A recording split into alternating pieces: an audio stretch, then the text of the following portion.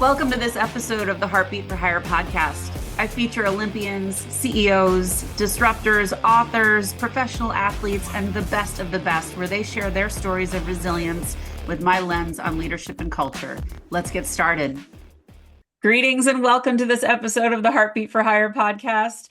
3 things you will learn from this episode today. Number 1, what making bold choices will do to your life. Number 2, what nobody tells you about Shark Tank. And number 3, what chemo patients should be doing to save their hair. Today is a special treat because I get to bring to you my friend, Courtney Turich. And aside from being my friend, she's a fellow outlier from the Outlier Project. She's the vice president of sales for Cooler Heads. She is a Shark Tank alum. She is a newly minted podcast host, and she goes by the nickname Jazz for her jazz hands. Court, welcome to the show. I am so happy you're here. Lyndsay, I am so happy and honored to be here with you today. Well, I am over the moon that we get to tell your story. So that's where we're going to start. So I ask every guest the same thing. Could you please tell us a little bit about your story? Sure thing. So I'm just going to start off by saying I am somebody who likes to bet on big ideas. I like to think crazy. I like to think differently, and I love change. So part of that is I have been in the medical device space for over 20 plus years. And through that journey, I have experienced multiple different positions from clinical to sales to product development, marketing, and really have found my passion in sales leadership.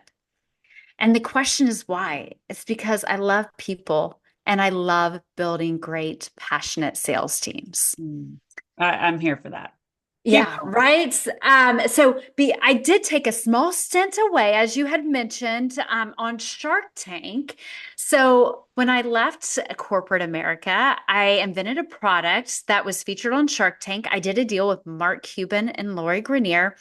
Super fun ride, great experience.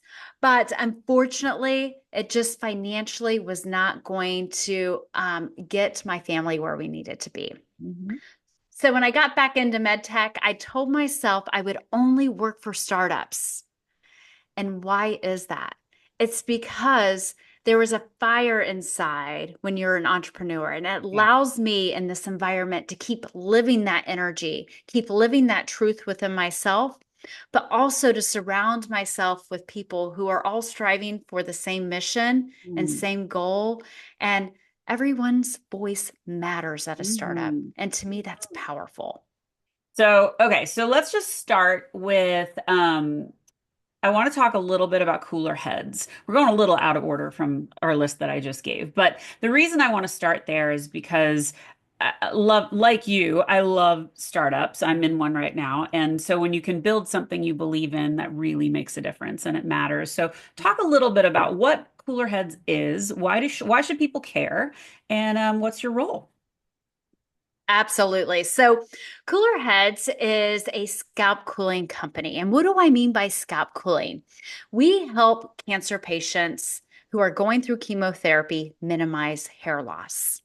We are one of 3 FDA cleared devices on the market, and we are the newest innovative technology today. So what is scalp cooling when it gets down to it? We are freezing the hair follicles so that the chemo doesn't penetrate in and kill off the hair. So it goes back to my CEO and founder. She's a 7-year cancer survivor, and we're here because of her journey today. She had a great experience scalp cooling, but she walked away feeling very defeated by the process and said, there's got to be an easier and less expensive way than what she experienced today. So, Lyndsay, I have to tell you, when I first found out about Cooler Heads and scalp cooling, shame on me, this is a little embarrassing. It was 3 years ago. I thought hair loss, it's all about vanity. I'm like, It's so not though. That's the thing. Oh, yeah. I know now. I Yeah. so know now. And shame on me. I hadn't been close enough to somebody who had gone through chemotherapy. And then I started to hear the patient stories of, I just want identity. I want privacy to tell my sickness on my own terms, to go to the grocery store and not be stared at to say, oh, I'm sorry, you're sick. And something that really got me was you have to remember this is for men and women, but a lot of our patients are breast cancer patients. Right. And when they get diagnosed in 30 days, they have lost everything. And when I say everything, everything that reminds them they are a woman. Mhm. So then they get chemo and they look at themselves in the mirror. They They're don't a have hair shadow of anymore. themselves. Yeah. Who are they anymore? Yeah. So it's a really powerful company and mission we have. We are running like crazy and across the US. We have a fantastic team. So I'm really passionate, if you can't tell, about what we're trying to Well, achieve here. it's easy to be passionate about that. And I do think there is so much more than just a vanity play with something like that. And, you know, cancer treatment is awful as it is.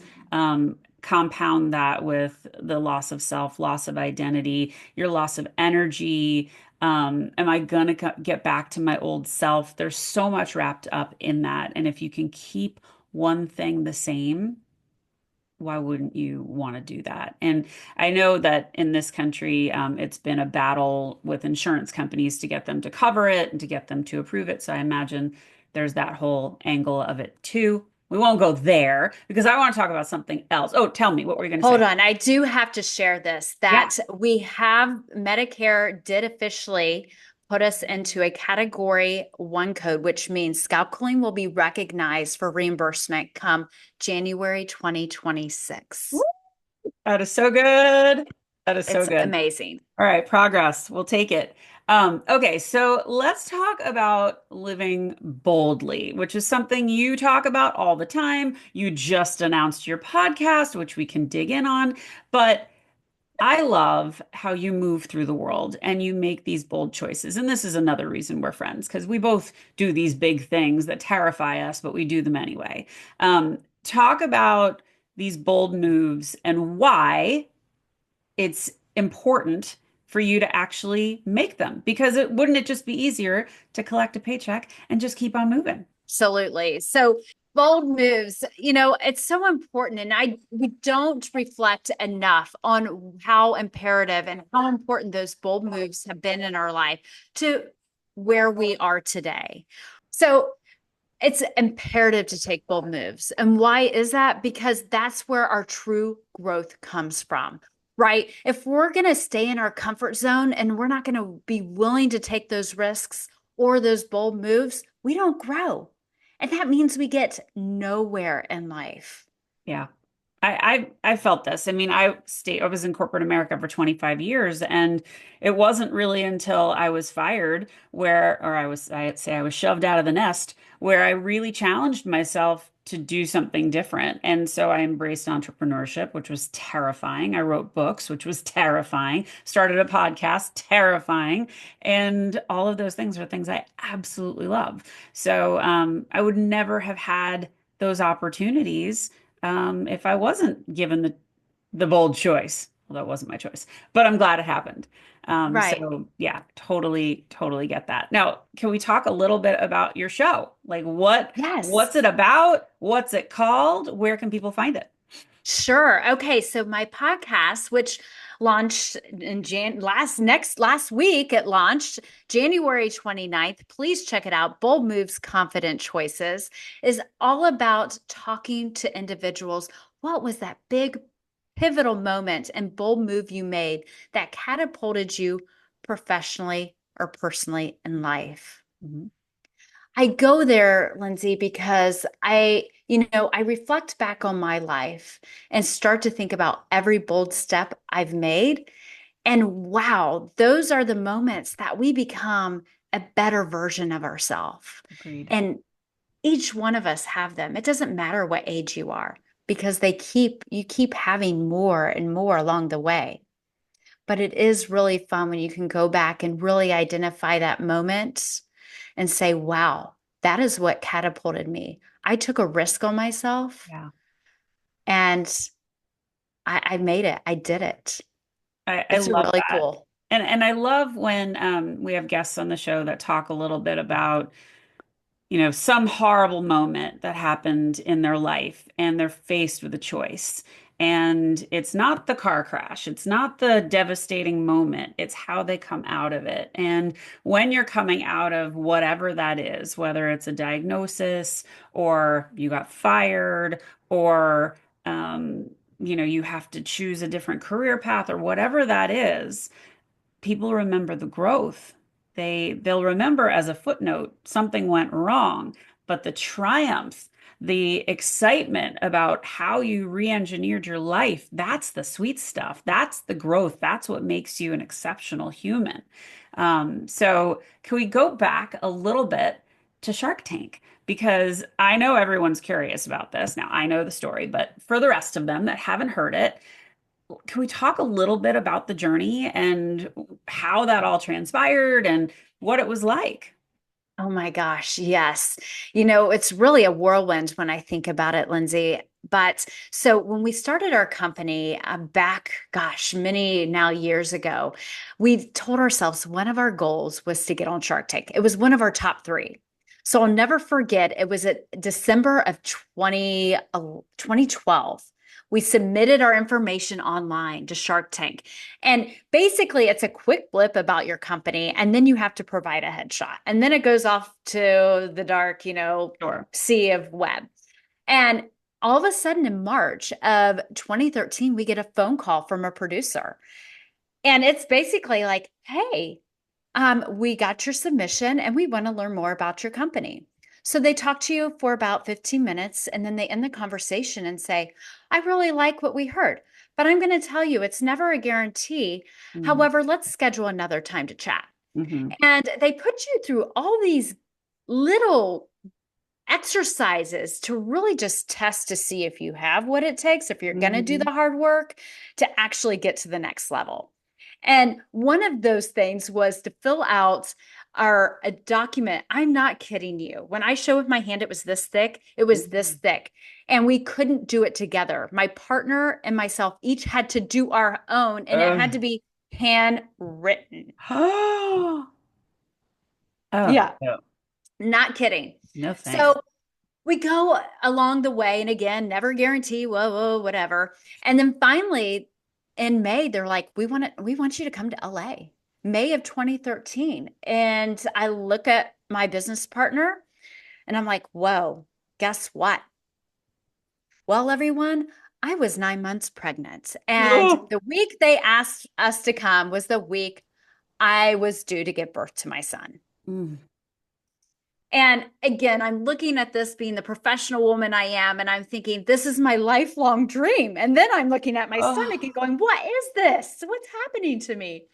So I talked to the producers and said, hey, want to be there, but I've got this thing I got to handle. And they're This like, kid I'm about to birth. No big this deal. kid, and then we'll move on.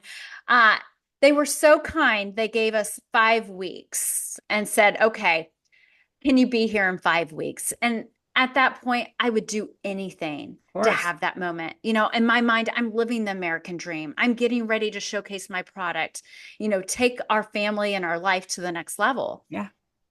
So we go to Shark Tank, we go to fly to LA. I leave my son back with my husband, who I think is still scarred to this day. He was with my son for a week by himself at newborn. But when we're in LA, again, they run you through all these little tests along the way to make sure you're still okay to put in front of the sharks. And every step, even when you're in LA, they say it's It's never not a a guarantee. Oh, yeah, guarantee. yeah. So even when you're slated to go, Lyndsay, the day of, and I'm not kidding, you get your time slot. They scurry you to a trailer. You're not allowed to leave your trailer. You have a handler because they do not want you walking around the studio grounds. Um, we were slated for late in the day at like 4. Well, you know, production is all union based. Mm-hmm. So they have to have a certain amount of hours Right. off and they can only work a certain amount of hours. So here we go. It's towards the end of the day and we're starting to wonder, are we even going to get in front of the sharks? Because we know people who actually got sent home Ugh. because their time slot didn't happen. And then you get sent home and they say, we'll talk to you next year. Mm. Right. So good news is we got the knock on the door. We went out What nobody says is when you walk out those doors, you have to stand on this X on a rug for 60 seconds, looking at the sharks, them looking at you. Why? It's because they're actually getting the cameras all set up. Yep. However, it is the most awkward minute, longest minute of your Oh, and you life. can't talk to each other and you can't make funny faces. Well, you could, but yeah. No. So I will tell you, we decided that we were going to go out there, be strong business women, shoulders back, head high, and we were going to look serious because we meant business. So we just Now, would, mind you, your product was called the monkey mat. So, yes. Yeah, it was a monkey mat. So what is the monkey mat, everyone? So instead of carrying a big bulky blanket to the beach, to the picnic, to the soccer field, to a concert, it was a small little pouch, and inside is a big 5 by 5 foot water repellent mat with weighted corners. And then you could stuff it right back in. Um, and so we go out there, we're looking at him in the face, we're feeling confident. And I just remember Barbara, she looked over at Mark Cuban and she goes, "These girls have presence." And from that point well, on, she gave us a hard time hmm on that episode. So, amazing. and And then you get a deal. They so scurry you off stage. Mark Cuban and Lori Greiner said, yes, we want to do a deal. So you got them, and then Yep. off you go. And then you had to interact with them and figure out contracts and how you were going to work together. Exactly. So due diligence starts. Yeah, So we did due diligence for several months. Again, they don't tell you if you're going to air. Remember, they film more than they air. sure. So again, They right? decide which clips are going to stay. Yeah, understood. Exactly.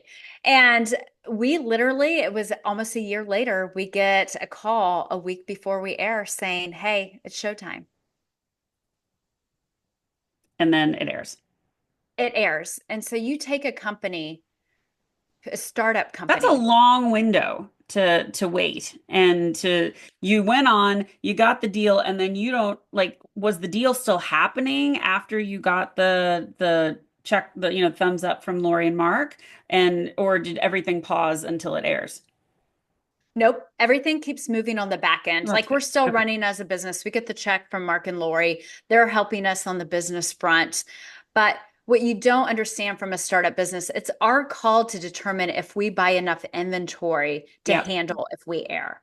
And so we were getting our inventory over in China. And luckily, we made the executive decision to take the risk Yeah.